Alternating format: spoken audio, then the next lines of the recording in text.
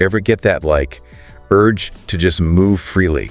Without that little voice in your head worrying about hurting your back. Oh, all the time. Right. Whether you're reaching for something, working out, or even just bending over, it's like you want to move with confidence. Absolutely. And that's where the one joint rule comes in. Okay, one joint rule. Yeah. It's all about keeping that spine of yours stable. Stable spine? While moving from your hips and shoulders. I'm picturing like a crane, with a super strong base and then a powerful arm that can move all around. That is a fantastic analogy.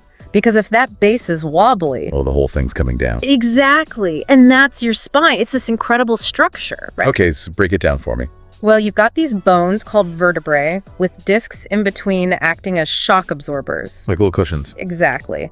Then there are ligaments and muscles all working together. To keep everything in place. Exactly. Strong, but also, let's be real, vulnerable, especially when you're putting it under stress. Okay, so if I'm, let's say, lifting a heavy box and I round my back, that's basically making my spine that wobbly crane base. You got it. And you're putting all this uneven pressure on those discs. Which is a recipe for disaster. Right. Herniated discs, nerve pain, stiffness, no thanks. So the key is to hinge at the hips. Keep that spine straight. Exactly. That way the load's distributed evenly and you're using the right muscles for the job. So our hips and shoulders are like designed for this kind of dynamic movement, more so than our spines. Absolutely. They have these ball and socket joints, Oh yeah, way more range of motion. Exactly. Think about it. You can swing your arms, rotate your hips. But try doing that with your spine. Yeah, not a good idea. So it's like our bodies have this built-in system for efficient movement. We just need to like relearn it. Exactly. And it's not just for lifting heavy things. Ooh. So it applies to like everything. Everything. Reaching for something, twisting to grab something. Even just sitting at my desk. You guessed it. See, I'm guilty of slouching. So even something simple like sitting can be a problem if I'm not following this rule. Yeah, unfortunately, we all have those habits that kind of creep in. I know, it's tough to break them. It is, but the first step is just noticing them. Becoming aware. Exactly. Once you start paying attention, you can start making those little adjustments. So like, be a movement detective. That's a great way to put it. And one of the most important movements you can master is the hip hinge. Okay, hip hinge, walk me through it. All right, so imagine you're standing with your feet shoulder width apart, hands on your hips. Now, instead of bending from your waist, you're going to push your hips back like you're closing a door with your butt. I love that imagery. Keep that spine straight. You'll feel the stretch in your hamstrings. Okay, so it's like bowing forward but with a flat back.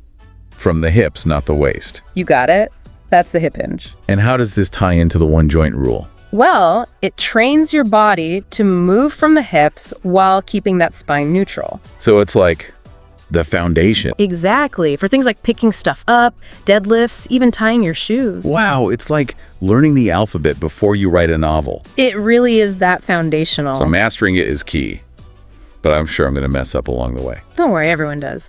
So give me some of the common mistakes. Help me out here. All right, well, one of the biggest ones is just forgetting to apply the rule altogether. It's easy to slip back into those old habits, when life gets busy. Oh, tell me about it. It's like trying to, I don't know, break a bad habit. You know what you should be doing, but then you slip right back. Exactly. So how do we, stay on track, remind ourselves to use this rule? Reminders. Seriously, they work. Okay, like what? Give me some ideas. Set an alarm on your phone, maybe? Okay, a little nudge. Or sticky notes. Bathroom mirror, your desk, even your car. Ooh, I love the sticky note idea. It's like having a little movement coach everywhere I go. Right. And another thing people try to do is change everything at once. Oh yeah, go all in, overdo it. Exactly. And it's too much. Better to start small. Baby steps. Exactly. Master one movement, like that hip hinge we talked about. And build from there. Right. As you get comfortable, you can start applying it to more things. So what if someone's really struggling?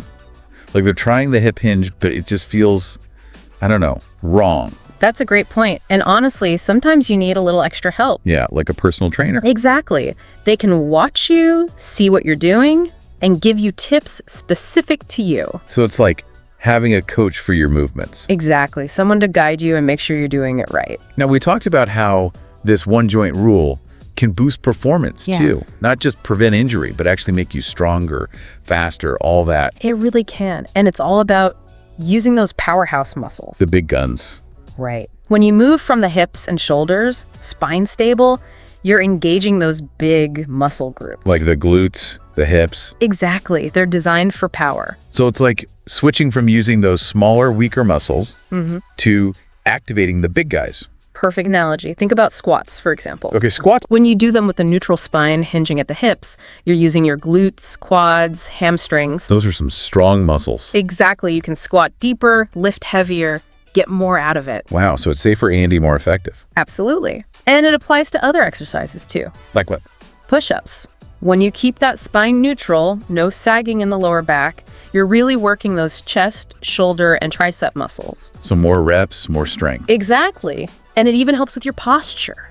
Okay, so whether I'm at the gym or just going about my day, this one joint rule is like a superpower. It really is. And the best part is, it's for everyone. No matter how old you are, how fit you are. Exactly. Just become aware of it. Practice those key movements. And you can totally change the way you move. This is amazing. I feel like I have a whole new understanding of my body. It's pretty incredible, right? It is. Now, before we wrap up, I want to leave our listeners with something to think about. You mentioned torque earlier and how it affects movement. I'm dying to know more about that. Great question. It's a fascinating topic, and we're actually going to dive deep into it in our next episode. Ooh, a cliffhanger. I like it. But for now, what's one key takeaway you want our audience to remember? Just start paying attention. Notice when you're about to move in a way that compromises your spine, and choose to move from your hips and shoulders instead. Be mindful. Exactly. It's a small change, but it can make a world of difference. It's like we're all becoming our own movement coaches. I love that. And remember, this is just the beginning. There's so much more to learn about movement. But for now, embrace that one joint rule. See how it changes your everyday life. This has been so insightful. Thank you for guiding us through this. My pleasure. And to our listeners, keep exploring, keep moving, and keep those spines healthy. And that's a wrap on another episode of The Deep Dive. We'll be back with another deep dive into the world of human movement. Until then, keep moving with intention. Okay, so last time we were talking about torque. Yeah. And how it affects our movement. You were about to explain that when we left off. So, Oh, right. Well, remember that crane analogy? oh yeah, the strong base and the powerful arm. Well, torque is that force that can make the base wobble, even if the arm's strong. Okay, I think I get it. Torque is like a rotational force, right? You got it. Like opening a jar lid. Exactly. You're applying force to twist it. And in our bodies, that's happening at our joints. Right. The joints are the axes of rotation. So if we're not moving efficiently, are we creating more torque than we need? Exactly. And that puts extra stress on the joints. Which can lead to, all sorts of problems. Exactly.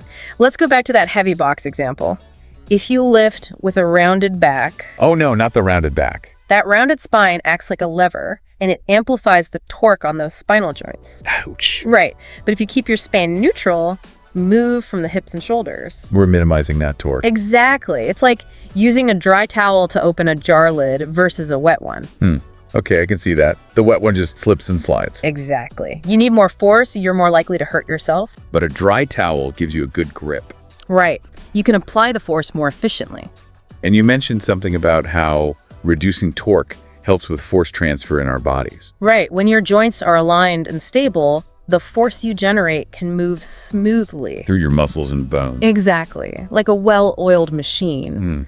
But when there's too much torque, It gets messed up. the force gets dissipated, you waste energy, and you could strain something. So it's not just about protecting the joints, it's about maximizing our power. Exactly. It's about working with your body, not against it.